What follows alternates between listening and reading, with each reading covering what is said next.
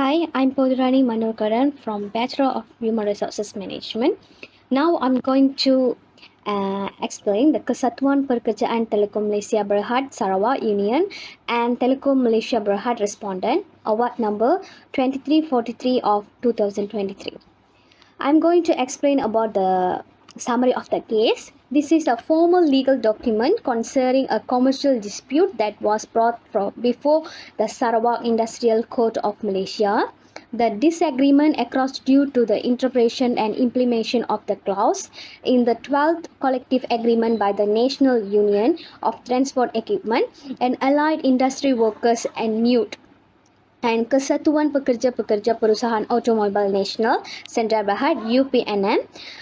The case and the industrial court ruling are explained in detail. The dispute centre around how Kesatuan Pekerja Telekom Malaysia Berhad Sarawak UTS and Telekom Malaysia Berhad the company interpret and carry out the clause regarding the company exercised in 12 collective agreement.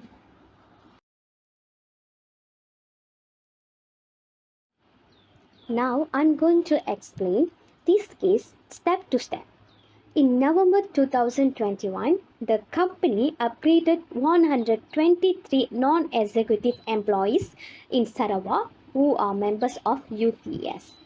Only 33 out of the 123 employees met the job enrichment requirement and qualified for the next upgrading phases. The remaining 40 employees did not meet the job enrichment criteria, were deemed ineligible for upgrading. UTS dispute the company decision and claiming that eligibility for upgrading should be automatic without considering job enrichment, citing Article 27.10 of the 12th Collective Agreement. The company refused UTS claims of violation of Article 27.10. The court examined whether UTS claims falls under the 12 collective agreement and if the company violated Article 27.10.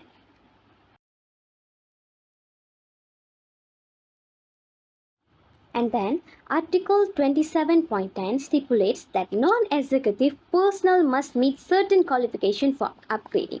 The court found that requirements for upgrading are outlined in the NE Upgrading and Promotion Framework, which was accepted by both the company and UTS.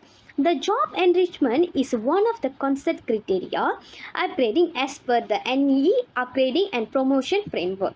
The court appreciates the cooperation of all parties involved and emphasizes equity, morality, and substantive merit in decision making.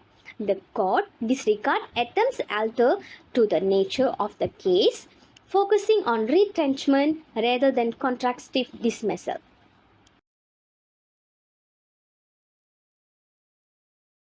Now I'm going to give overall summary of this case. The dispute resolved around the interpretation of a clause in 12 collective agreement between Telekom Malaysia Berhad and Kesatuan Pekerja Telekom Malaysia Berhad Sarawak. It occurs during a non-executive staff upgrading operation in Sarawak where only 33 out of 123 workers met the company job enrichment requirements. The union contests the eligibility of 40 employees arguing they should be automatically contest and qualify for upgrade. The Industrial Code, guided by legal principles and the Industrial Relation Act, will determine the validity of unions' claims and assess the company compliance with the agreement. Thank you.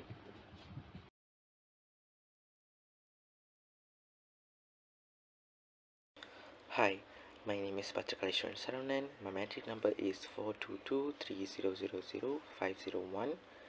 I'm from Industrial Relation and Employment Law, Group 3. I'm going to talk about the issues regarding this case. So the first issues revolves around non-compliant allegation for the company accused of non-compliance with Article 27.10 of Collective Agreement since 2018. So, the Kesatuan Pekerja Telekom Malaysia Berhad Sarawak UTES claims 40 non-executive workers should have been eligible for promotion. So, the disagreement arose over the company's decision making process and eligibility criteria. So the court must assess companies' adherence to agreement provisions and resolve the dispute.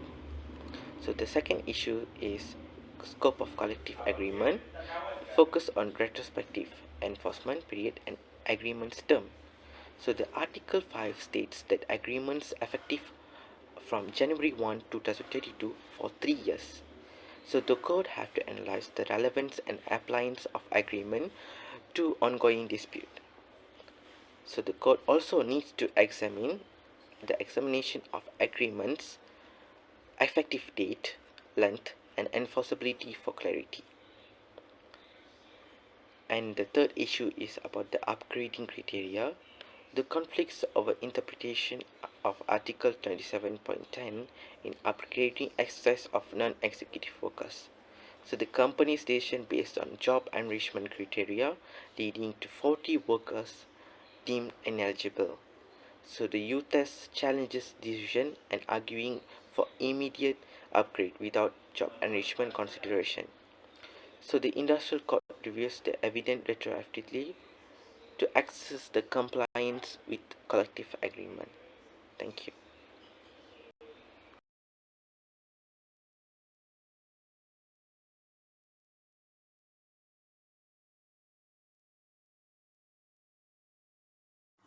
Hi, my name is Jay Sankar.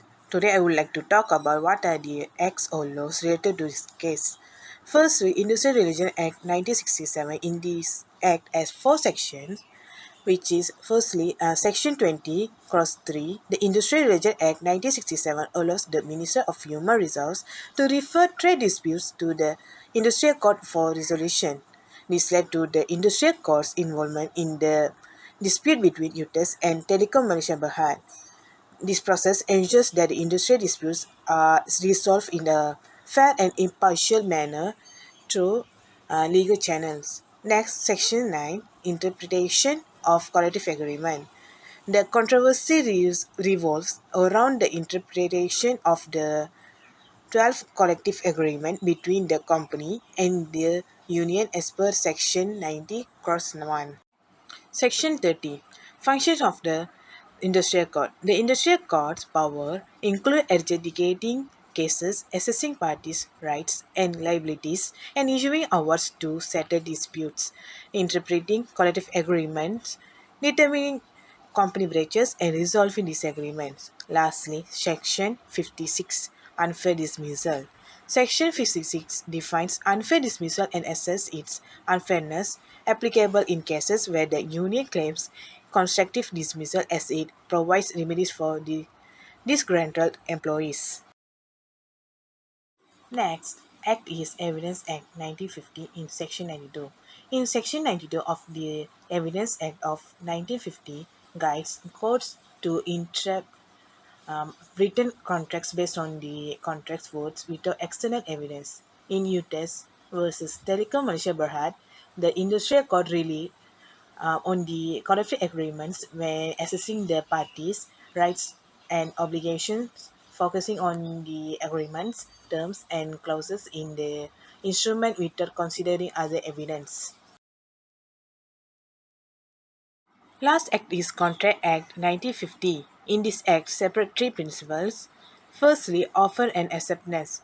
The agreement between UTES and Telekom Malaysia Berhad is binding when both parties accept its contents. The controversy is due to the interpretation and implementation of Article 27.10, which pertains to employee upgrading. Second is consideration. The collective agreement between UTES and Telekom Malaysia Berhad likely involve the exchange of something valuable known as consideration between the parties. This ensures that the contract is legally enforceable as much party receives something of value for fulfilling their obligation. Examples of consideration may include work terms, benefits, or advocacy for members interested. And lastly, privity of contract. Contract privity refers to the legal relationship between contracting parties that have rights and responsibilities under the contract in UTES versus Telekom Malaysia Berhad. The industrial court will be determine whether both parties were bound by the obligation of the collective agreement, and this principle prevents third parties from enforcing provisions of a contract to which they are not party. Thank you. Hi everyone, I am Ms. Pavitra Sandra. I'm going to present about the pros and cons of the case. As pros, my first point is increased representation. Primary benefits of this case is its emphasis on representation. By emphasizing different points of view, we can gain a more inclusive and true knowledge of the problem. This can result in improved decision making and more equitable outcomes. Number two, addressing trade disputes.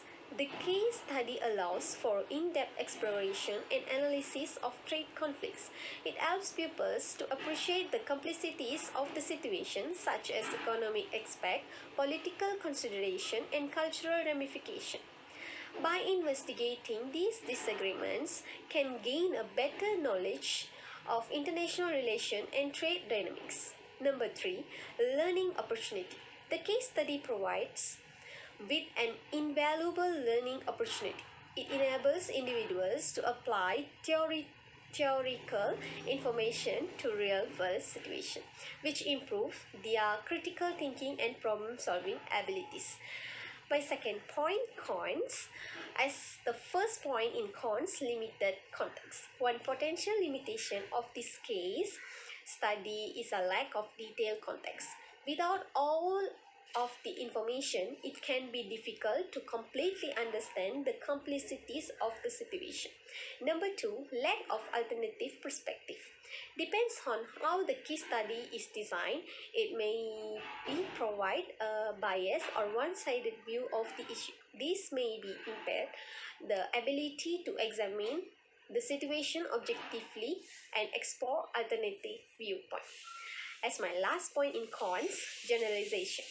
Case studies are frequently used in educational settings to simplify difficult issues. While simplicity aids comprehension, it may oversimplify the issue's real world nuance and complexities. It is critical to acknowledge the limitation of generalization and may be open to investigating the insecurities beyond the case type. Thank you. Next, I'm going to elaborate about solution of this case. Number one, strengthen communication channel. Workplace communication involve various methods like chat, email, in person, and like video. Understanding each channel advantage and utilizing them effectively is crucial. Number two, enhance training and education. Providing continual training and education to employees is critical for retaining an educated and professional team. This includes providing special training in important areas including trade disputes resolution, negotiation skill, and cultural awareness. It can be reduce the likelihood of repeating mistakes. Number three, implement strong risk management methods. A robust risk management framework involves identifying and assessing risk, developing effective treatment and mitigation strategies, to continuously monitoring and reviewing these measures to prevent future issues.